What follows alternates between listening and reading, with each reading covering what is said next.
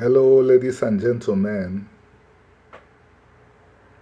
I want to talk about a subject that should be on the front burner of the Igbo people today, but it is not. However, because it deserves a lot of attention, I will delve into it with the view and the hope that others would see the need to engage with it as I'm going to engage with it right now. It is about the vexed relationship that exists between all the peoples that rightly identify themselves as Igbos today, or that are identified as Igbos today. If you watched my lips and heard my voice, I referred first to the people that refer to themselves as Igbos, and shortly after I referred to the people that are addressed as Igbos. From, I wouldn't even call it research because I did not observe what I'm going to talk about now deliberately. It was anecdotal. It was anecdotally that I discovered that there are Igbo communities in Edo State. I lived with two gentlemen in an apartment in Abuja. One was an accountant, one was a lawyer. They were brothers. The lawyer was the older one. He belonged to a fundamentalist sect of Christianity, while the younger one, the accountant, was more liberal. I was actually accommodating the older one. He did not let me know, he did not inform me that he was Igbo like myself. Then the younger brother came and joined him and told him once, we are Igbos. It came as a surprise to me because I was thinking that it is from Delta State that you will begin to find Igbo communities. I was surprised that there are Igbos also in Edo State. It was a surprise to me. Then I began to ask questions and it was confirmed, and then it shouldn't be surprising that there are Igbos there, but because I had always assumed that you would find Igbos only in Delta, I was surprised, but take it, there are Igbos in Edo State. Of course, we know about the established presence of Igbos in Delta State. They constitute not less than 2/6 of the population of Delta states. And Igbos make up to 97, 98, 99% of the people in the area designated as the Southeast. I'm going to talk about the brothers and sisters of ours that are in Rivers State today, primarily the group called Ikwerre. I listened to my parents. I did not joke, and I still don't joke with anything I heard from my parents. My father owned a building in Port Harcourt. When Igbo properties were seized in Nigeria, we lost a property that would have removed us from poverty. But my father did not become bitter enough. My parents did not become bitter enough to ignore a fact that the owners of that land called Port Harcourt were Igbos. Because the general impression I got when I was growing up was that the Igbos there, due to pressure from the Nigerian state, denied that they were related to their brothers from the southeast in order to escape retribution from the Nigerian state. And naturally, Igbos from the southeast also distance themselves from these Igbos that the impression has been created that they denied their relationship to the Igbos in the southeast. What my father told me was that they are our brothers. He didn't even tell me that they seized the property. He told me that they are our brothers, that they were our brothers. Of course, he made me to understand that an individual from that ethnicity could rise against an individual from the southeast over the abandoned properties, but he did not tell me that they collectively sat down and decided to dispossess their brothers of that property.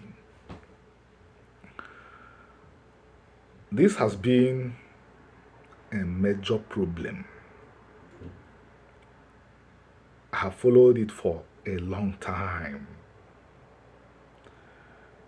And I do not think that we are following it the proper way. What the present generation thinks is since they say they are not Igbos, let them be. I thought about it and I don't think it's a solution. They are not, according to those that believe that they should be left alone, they are saying they are not Igbos. And that, in the view of those that believe they should be left alone, is sufficient for the other Igbos to forget about them.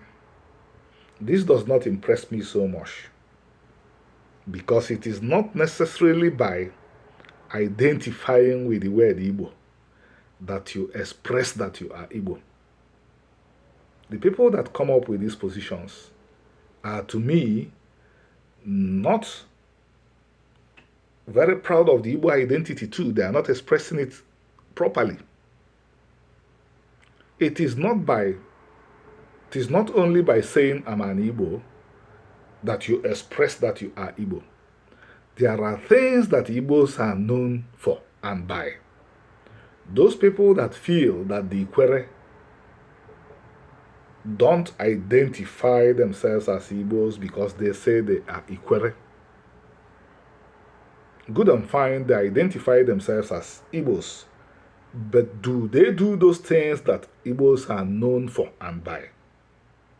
I will list a few. Igbos engage in what is called Ibuihu.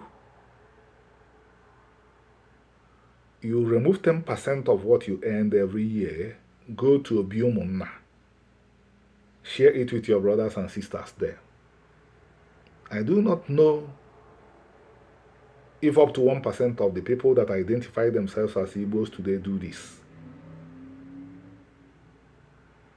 Every Igbo knows that a woman having her menstrual flow is secluded from the husband.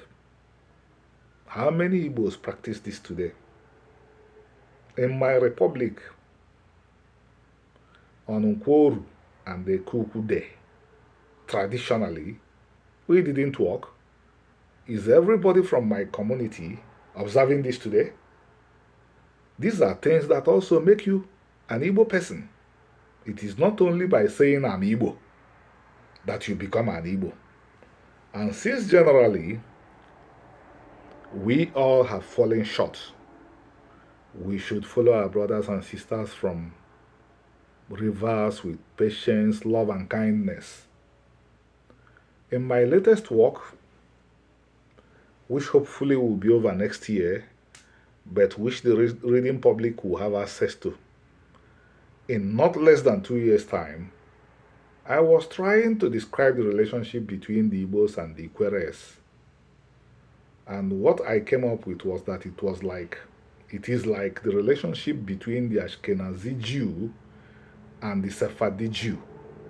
That was what I have written, but I thought about this morning And it occurred to me that I need to revise and change what I wrote. The relationship is closer. The Ashkenazim and the Sephardim Jew are one family, but they have been separated by, among other things, language.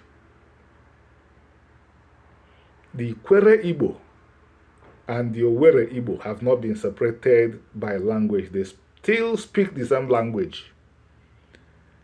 When I went to the orientation camp of the National Youth Service Corps,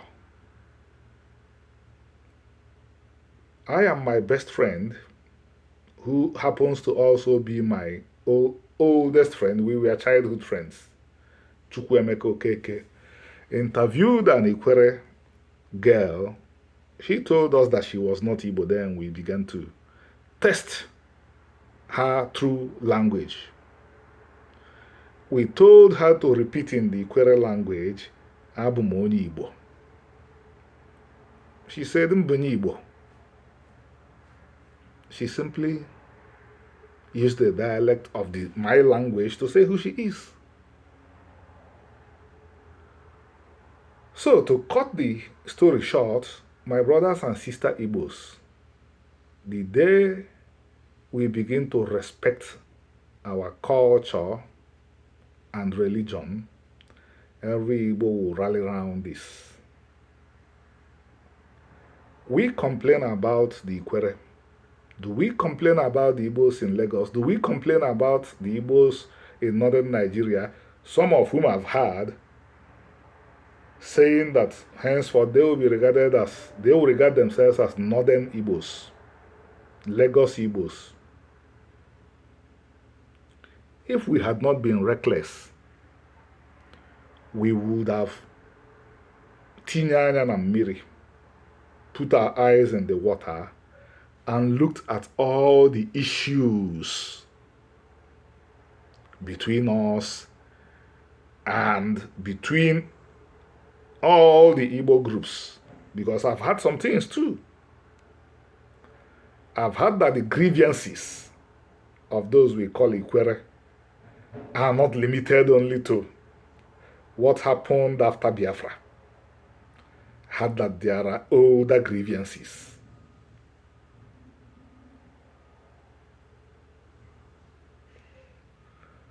On this note, I'll pause.